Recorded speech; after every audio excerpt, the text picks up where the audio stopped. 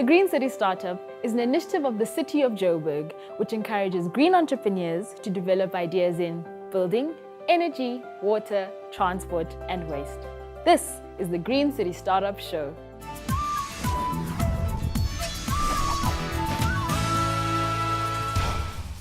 This week, we learn about the City of Joburg's efforts to provide cost-effective transport. We catch up with a previous Green City Startup finalist. We receive expert advice from Ita Tilliard from Sense to Soul.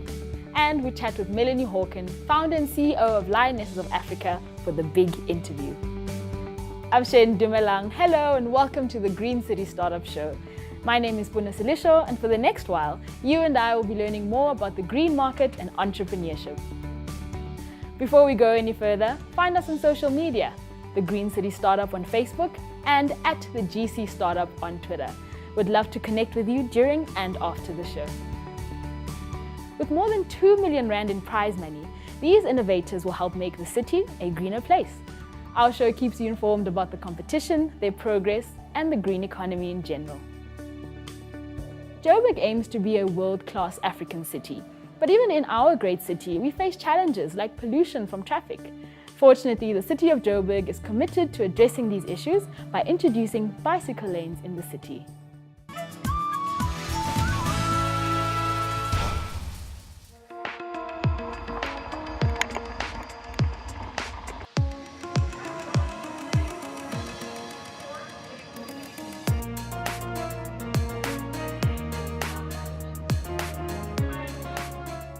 Since 2010, that's when now City of Johannesburg embarked on projects for cycling. Communities generally are happy to see cycle lanes, but I must admit the biggest challenge is to get communities to cycle. We've recently hosted our Eco-Mobility Festival, where at first I must say people were quite skeptical whether it was going to be successful. And I must say we've successfully hosted it, and I'm looking forward to actually rolling it out in the region.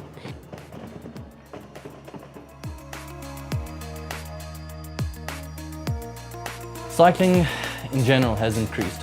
A lot of people are realizing that they can get to work and back. At 10 kilometers in the morning is really not that difficult. So there has been an increase in commuter cycling. We have noticed that we do as a company is we have rides, social rides. So guys come in and join us for a ride. We help them with some training, anything to get guys on bikes.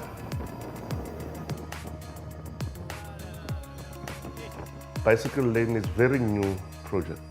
I think with us it started around about last year, June or so.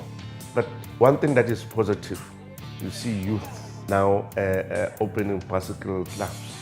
Something that never happened. You see people in Soweto now, youth particularly on bicycles around township and racing bicycles on that thing. So that is very positive. So we're going to start this morning right behind Hector Peterson Memorial, which is a heritage site that we have in Soweto. And I'm sure that we all know that Hector Peterson was shot in the 76 riots. We're also going to go down Vilakazi Street, where Mandela and Archbishop Tutu once lived. And we're going to go past our famous towers, the Orlando Towers, right onto Enoch Sontonga Hills. And Enoch Sontonga was the legendary man that wrote Nkosi Sikelel, which is our national anthem. And that's where we end. Then we're riding back to Hector Peterson Memorial Park.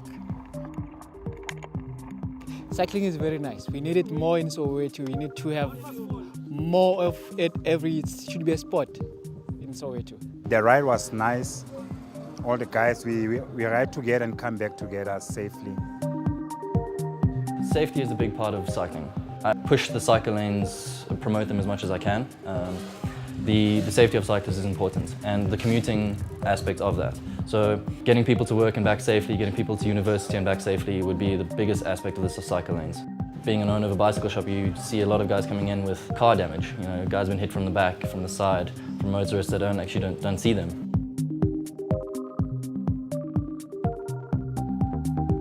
JUCA have put out a map stating back roads to use instead of the main roads, which are a lot safer. The cycling lanes provides the visibility and also the segregation, and that needs to happen.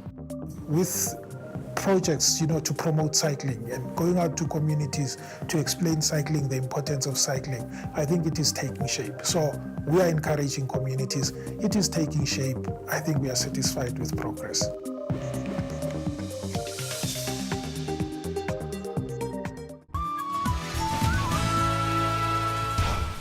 When speaking about eco-friendly transport, I immediately think of electric cars or flying buses.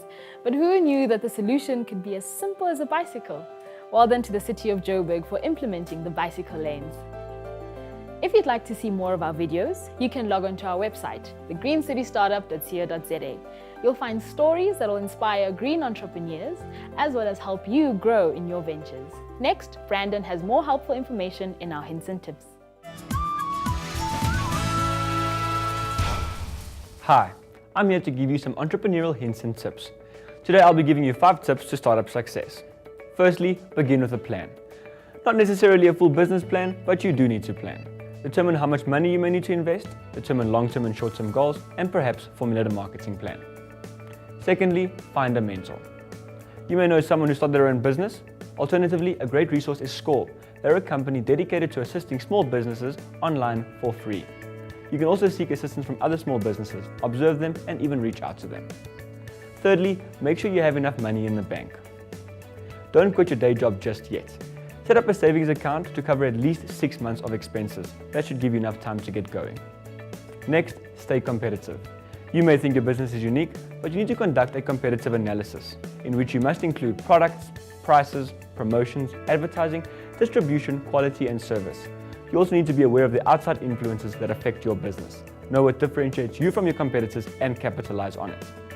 Lastly, remember, all systems grow. Word of mouth is the best method of growing your business. Get referrals from satisfied clients and attend industry events like conferences and seminars where you can network. Always have your business card ready. Additionally, do some charity work. All of these will help to grow your brand. So, to summarize, begin with a plan, find a mentor, make sure you have enough money in the bank, stay competitive, and remember, all systems grow.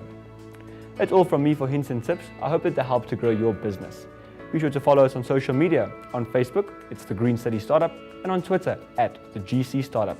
Until next time, keep focused.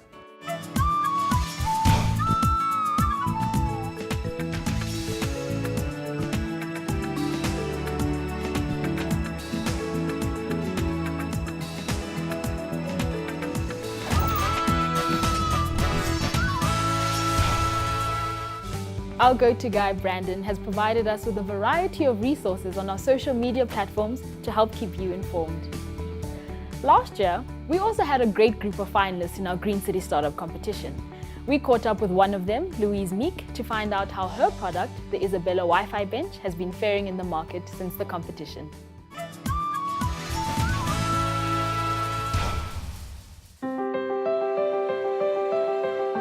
Our business is called Isabella, and Isabella is a solar-powered, Wi-Fi-enabled smart bench designed for public spaces in African cities. Isabella means to share in Zulu, and our product is all about sharing public spaces, sharing your content online, and sharing a seat with a stranger. When we look at sites for our product, we're looking for public spaces that have high footfall, a lot of people that can access the free internet. And then of course we're looking for sunny locations. It is a solar-powered product. In terms of free Wi-Fi access, it's an unlimited product, which means that you can do anything that you want on the Wi-Fi. You can do a full software update, you can check video content, you can do whatever you want. It's unlimited uploads and downloads. So there's been a really great response from the market. We've had a very positive response from the media since we launched, so a lot of media traction. In terms of users, we have about 45 users in Joburg every day, with a large number of unique users logging onto the system. And then over and above that, we're actually using the Wi-Fi network as a way to run market research and extract valuable data on cities and on citizens. So that's been really exciting to see, and we're getting great results.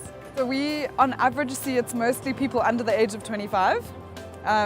Generally, particularly in Braamfontein, a lot of students. And in particular, we see a very high proportion of that being males. And less so females. So about 75% of the people using this, interestingly, are actually guys, not girls. So I think one of the things we're looking at for the future is looking how to activate public spaces in a more safe and friendly way for women to also feel more comfortable. To get to this product, we had to do a prototype. Well, first you have to design it and see if you can get like an inspiration of it. So we designed this bench based on the African feel and how to suit a space in the inner city. So, and to get to this product, we had to go through a process where we have a wooden bench to test your proportions, to test how all the functionality of the bench is going to be. For an example, the seats are modular and they can be configured around. And then as you move up to the USB charger, we had to do multiple changes and improvement to it regarding the weather, regarding the rain falling into the USB and damaging everything. And then as we move up to the roof, the wing actually contains, it has a solar panel. The solar panel that catches the sun rays to charge up there for your Wi-Fi and for the USB. We did a 3D printing with resolution cycles, especially on the USB charger point, because we couldn't make it's quite expensive to just make a piece and then test it with that. So we had to do, I think, about 2 3D prints of different shapes and different USB charging points. So in terms of future clients, we're working quite closely with a number of municipalities in the country, as well as some of the city parks, and then obviously larger corporates that are just interested in the product more generally. So in March, we launched our Cape Town bench. That was positioned at the top of Adley Street as you walk into Company Gardens. So it's right next to Parliament, it's in the centre of town, it's very exciting. Gets a lot of footfall and a lot of traffic. In the near future, we're hoping to close a deal with a large multinational corporate. If that goes ahead and works, we'll be rolling out 50 benches in the next 12 months. On behalf of the team from Isabella, we'd like to thank the Green City Startup, the City of Joburg and UJ for funding our project. Without them, we never could have achieved what we did, and they've really given us a springboard to achieving great things for the future. Still to come, our contestants receive expert training from Ita Talyard from Sense to Soul. We receive an update on green and entrepreneurial matters in the news. And later, we chat to Melanie Hawken, founder and CEO of Lionesses of Africa, with a big interview. We have more in store for you right here in the Green City Startup, so don't go anywhere.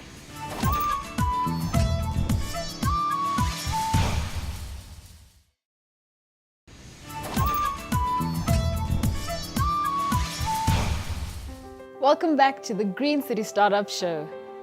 If you log on to our website, thegreencitystartup.co.za, you'll find more entrepreneurial resources about matters in and around the City of Joburg.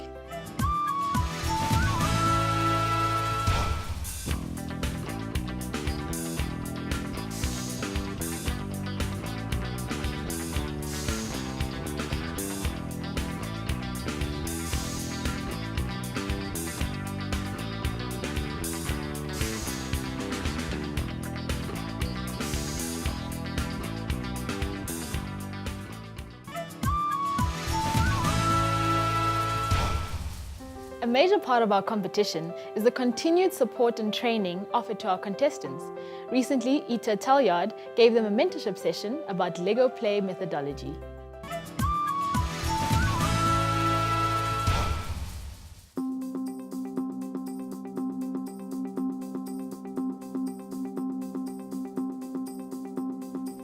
The Lego Serious Play methodology is based on the fact that there is an incredible link between your hands and your brain, and it literally is like giving your brain a hand.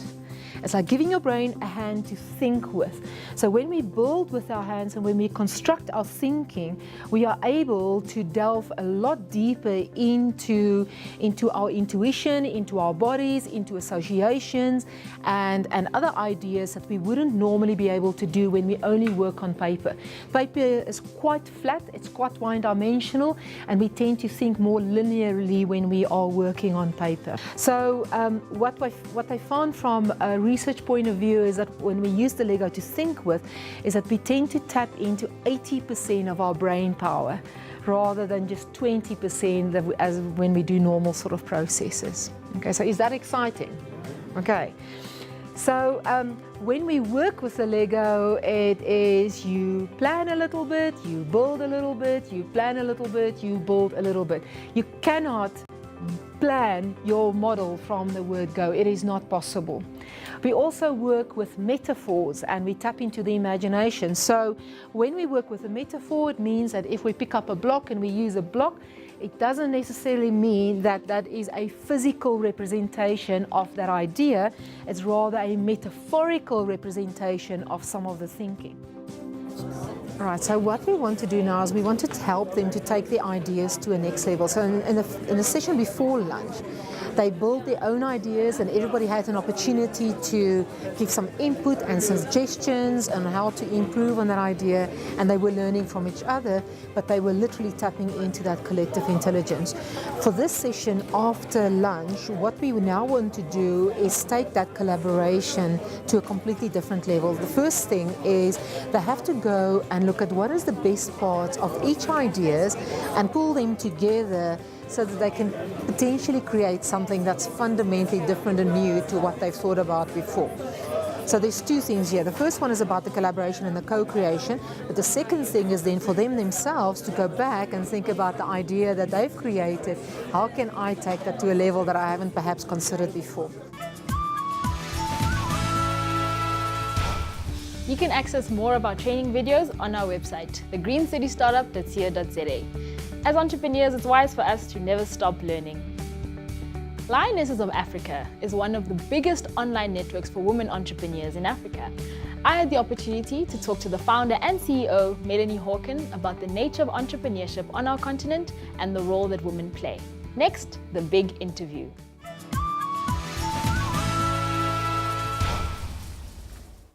Joining me in studio, we have the founder and CEO of Lionesses of Africa, a network for entrepreneur women. We have Melanie Hawken. Welcome to the show, Melanie. Thank you. It's such a pleasure to be here. Great to have you.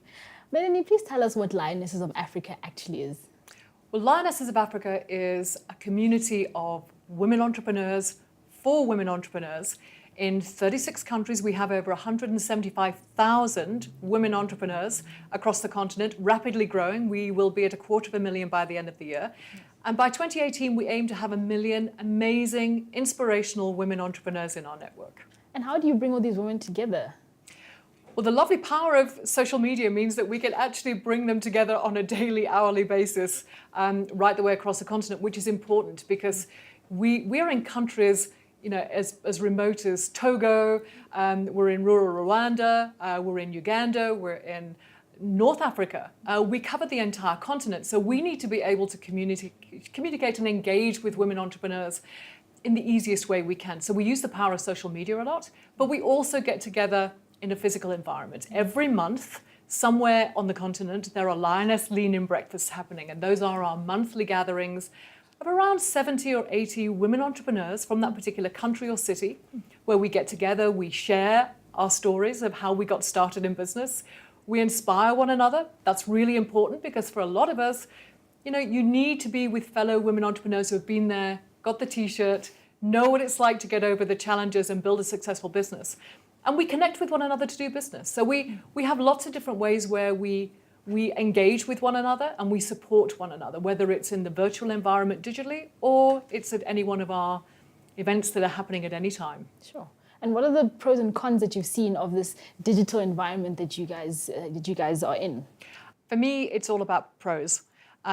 We have a vast community. We cover a large number of countries on the African continent, and many of those women entrepreneurs are based in rural places. Let me give you a classic example. There's a wonderful entrepreneur in the fashion sector, in the accessory sector, in rural Ghana. And when I say rural Ghana, I mean it. She's out in the middle of nowhere. She's giving an opportunity to create an entire ecosystem of micro entrepreneurs, women who are creating amazing products, in this instance, great accessories that have a real Kenyan flavor. But the bottom line is she's getting access to markets that are global. She's now in 26 countries, but she's using the power of digital. She doesn't have physical retail stores in every country. Instead, she uses the power of online She has the most amazing e-commerce environment, and she's selling and retailing in 26 countries. Now, that's the power of digital. And I think if you actually put that power in the hands of women entrepreneurs across the African continent and let them know that it doesn't matter where you start out, you can actually have access to global markets with the right technology and enhancing the digital environment in your own business space. That's the power of digital. And with that, what's the power of storytelling? Because you can't just put your company profile out there, you know. Storytelling is a part of it. What's the benefits of that? Well, Africa's always had a culture of storytelling. I mean, in every country, storytelling is at the heart of community, and women are particularly good at it. I don't think they've actually realized the power of that storytelling to be able to engage an audience and to be able to engage consumers and customers, particularly when they have a business. So what's happening now is through Lionesses of Africa, we use the power of storytelling and we harness it to be able to tell the stories very powerfully of what these women entrepreneurs are doing. And to be quite honest, I think the reason that Lionesses of Africa has grown so rapidly and has made that emotional connection with so many people is because of the power of storytelling. You know, there's nothing like hearing how someone has overcome every challenge, every barrier in life to create a success at the end of the day and to create opportunities for other people. There's something truly inspirational about it. And that's the power of storytelling. So we tell stories every single day and we engage audiences because of those stories. They're powerful. And one last word of advice to that young female who really wants to get out there and really wants to pursue her entrepreneurial dreams. Just do it. You know, every single woman entrepreneur in our network will tell you there is nothing like starting. It can be hard, it can be daunting, it can be challenging, it could be all of those things. There are 101 reasons not to do it, but there are so many more reasons to do it. The trick is don't overthink it. If you have a passion for something, if you have a business idea that you think is workable, just do it. Start small in the first instance. Start online. It doesn't have to be a major investment. Just do it. There are lots of different ways to start up a business, but you're never a success just thinking about it. You actually have to get it out to market, and that's the trick. Sure. Thank you so much, Melanie. We'll definitely take all those gems that you've given us, and all the ladies out there will definitely benefit from this. Pleasure. That's all from Melanie Hawken and me, Puna Silisho, right here on The Big Interview.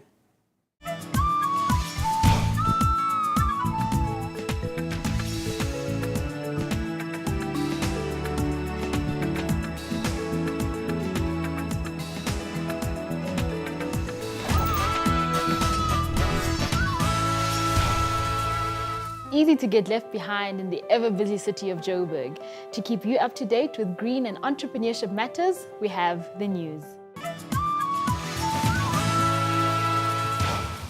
In the headlines today, Josie My Beginning enters phase 2 of the program. The City of Joburg's micro mall reaches its prototype phase. And news on the 3rd annual Green Youth Indaba. Hello, I'm Nozipo Mpanza with this week's news.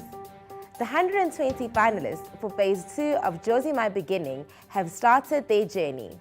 In Phase 2, the participants take part in a series of workshops that are aimed at developing their business ideas.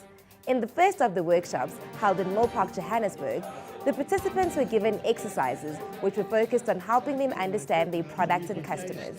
These included mind mapping, empathizing with the customer, and conducting a problem analysis of the product. The workshops will run for a few more weeks, and participants will pitch to a panel of investors on the 16th of July. The City of Joburg's initiative to roll out 6 micro-malls has reached its prototype phase.